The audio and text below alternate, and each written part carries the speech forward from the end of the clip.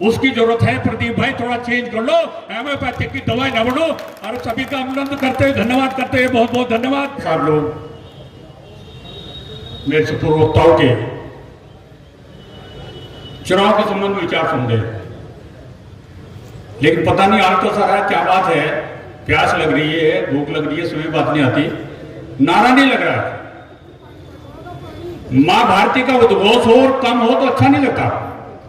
सबसे पहले मुट्ठी बेचेगी, मुट्ठी दोनों हाथों की पता लगना चाहिए, पानी पे पहुंचेगा, सब कुछ व्यवस्था होगी, आप मुट्ठी बेचो, मुट्ठी दोनों हाथ। मंच पर बैठे वो भी जो बैठे हैं वो भी बेचना के सामने देखो ना, मंच वाले भी मुट्ठी बेचने का काम करेंगे। जोरदार लगना चाहिए। और जो विरोधी है ना कैरेडा में बैठे हैं, उन्हें लगना चाहिए कि कैराना लोकसभा क्षेत्र का गंगों में कार्यालय का उद्घाटन हुआ। भारत माता की, भारत माता की, भारत माता की, वंदे वंदे। सम्मानित साथियों, आज इस रामलीला भवन में, राम के दरबार में, कैराना लोकसभा क्षेत्र के गंगों विधानसभा क्षेत्र के कार्यालय के उद्घाटन के अवसर पर सम्मानित छोटे भाई बहुत अच्छी टीम को जिम्मेदारी देने का काम किया है। कई बार चुनाव लड़ा चुके हैं, संगठन का काम देख रहे हैं।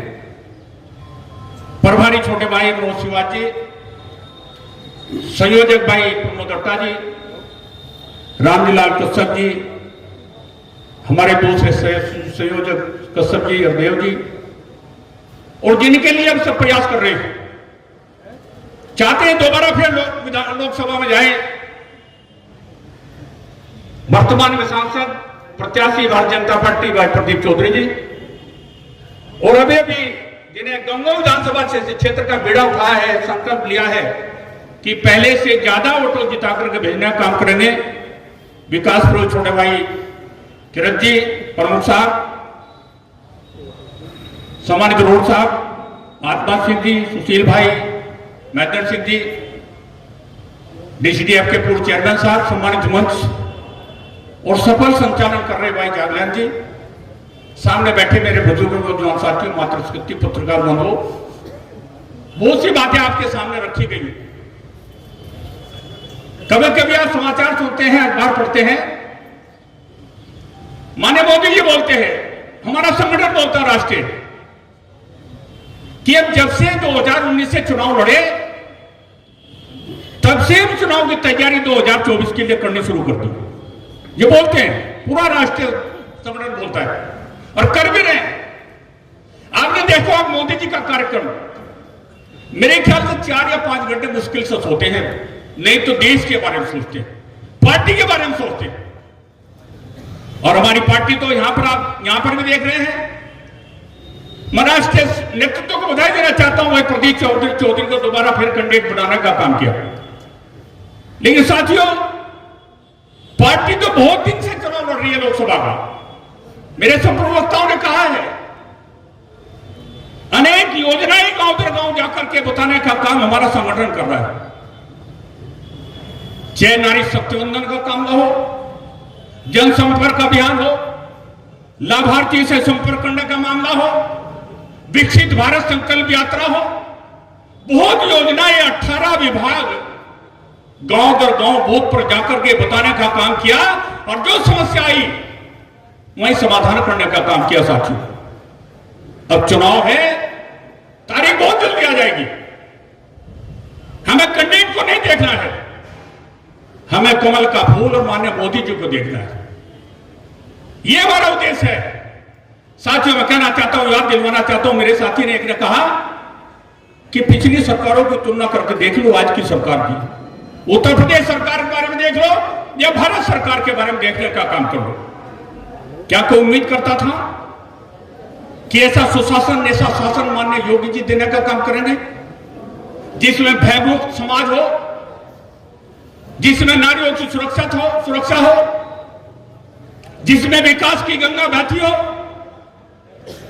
जिसमें किसान और मजदूर सुरक्षित हो, माताएं बहनें सुरक्षित हो। नहीं साथियों, तो दौर की बात नहीं करना चाहता, यहाँ गंगों में क्या हाल था आप भली बातें जानते हैं। यहाँ पर निकलना भारी था। हमारी बहन बेटी आती थी बाजार में, स्कूल में जाती थी, कोई सुरक्षित नहीं थी। कभी चैन खींच गई, कभी कानों के बुल्ला निकल गए, कभी किसी के इज्जत पे हाथ डालने का काम कर दिया। मात्र वही अधिकारी हैं, लेकिन नेतृत्व तो बदला है साथियों। माननीय मोदी जी, योगी जी ने पूरे प्रदेश में एक ऐसा डंका बजाया है जिसका उदाहरण पूरे देश में अगर मोदी जी के बाद किसी की मांग है तो साथियों योगी जी की मांग है। साथियों बधाई धन्यवाद देना चाहता हूं उसे नेतृत्व को। लेकिन अब योगी जी का नंबर नहीं है। योगी जी का नंबर तो आपने विधायक जिताए, सरकार चल रही है उत्तर प्रदेश की। अब मोदी जी का मामला है। आपने शिकायत नहीं कर रहा हूं मैं, आपने पहले क्षेत्रीय सांसद जीता, माने मोदी जी की टीम में समर्पित होकर आगे बढ़ने का काम किया।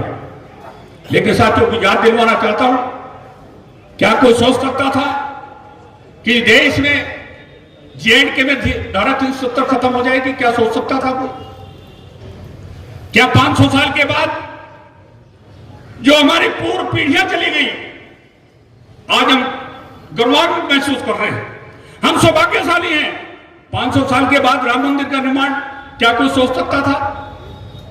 क्या कोई सोच सकता था कि भारत कभी G20 का नेतृत्व करेगा, अध्यक्षता करेगा? क्या सोच सकता था कोई? क्या कोई सोच सकता था कि पुलवामा में एक घटना हुई? 2 मिनट और लीजिए। पुलवामा में एक घटना हुई, 45 जवान हमारे मारे गए। स्टिंग ऑपरेशन का अभियान शुरू हुआ, माननीय मोदी ने कहा बदला लो। इससे पहले एक बात याद दिलाना चाहता हूं साथियों, पहली सरकारों में हमारे आर्मी के साथियों से बात हुई। पहले सरकारों में आर्मी को चाहे गोली चल रही सामने से परमिशन लेनी पड़ती थी, इजाजत लेनी पड़ती थी। मर रहे कि हमारे नौजवान, लेकिन फिर भी परमिशन नहीं मिल रही, गोली मत चलाओ। लेकिन आज मोदी जी ने कहा है कि जैसा का तैसा जवाब दो, अस्त्रों तो बदला ले लो। ये मोदी जी का संकल्प है साथियों, मोदी जी गारंटी है। घटना है पुलवामा के 45 जवान मरे। साथियों हमारे आर्मी के जवानों ने, हमारे एयरफोर्स के जवानों ने बदला ले लिया।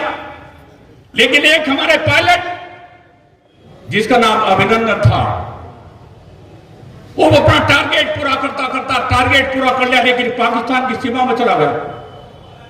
अगर और सरकार होती और प्रधानमंत्री होते तो साथियों उसके राख भी वापस ना मिलती आपको। मोदी जी मैं धन्यवाद देना चाहता हूं, हमारा राष्ट्रीय नेतृत्व ऐसा है।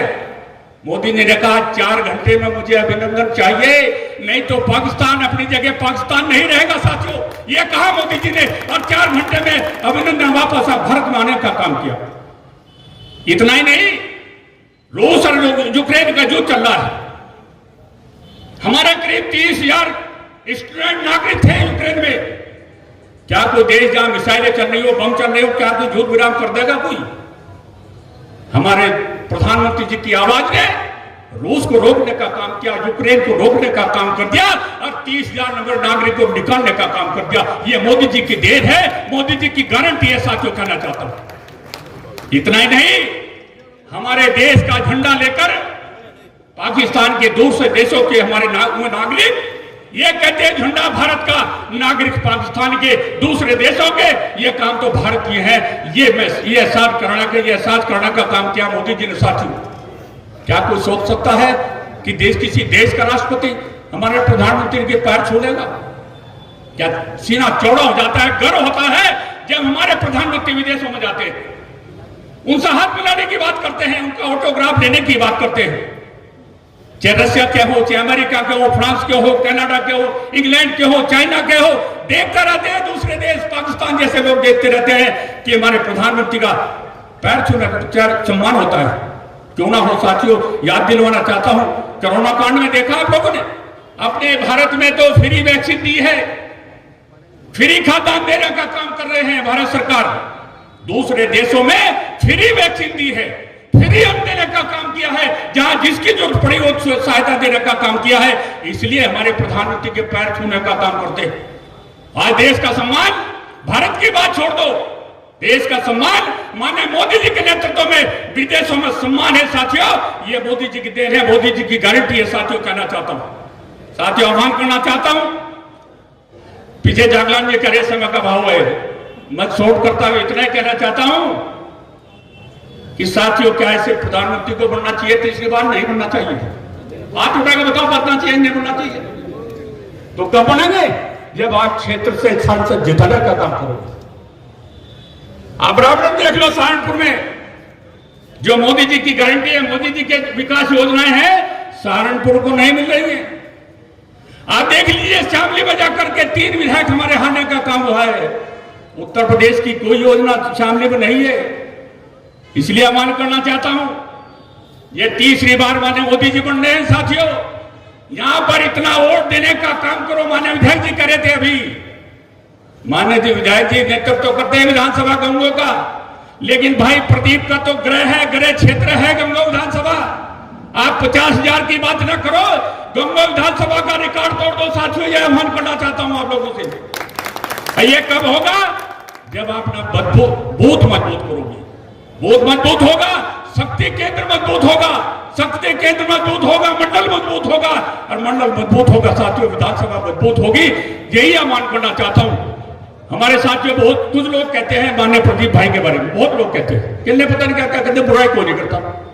लेकिन एक बात आह्वान करना चाहता हूं, मेरे से छोटा है प्रदीप, इसलिए कहना चाहता हूं मंच के माध्यम से कि हेमोपैथी की दवाई ना बढ़ो, हेमोपैथी की दवाई ना नफा करे ना नुकसान करे।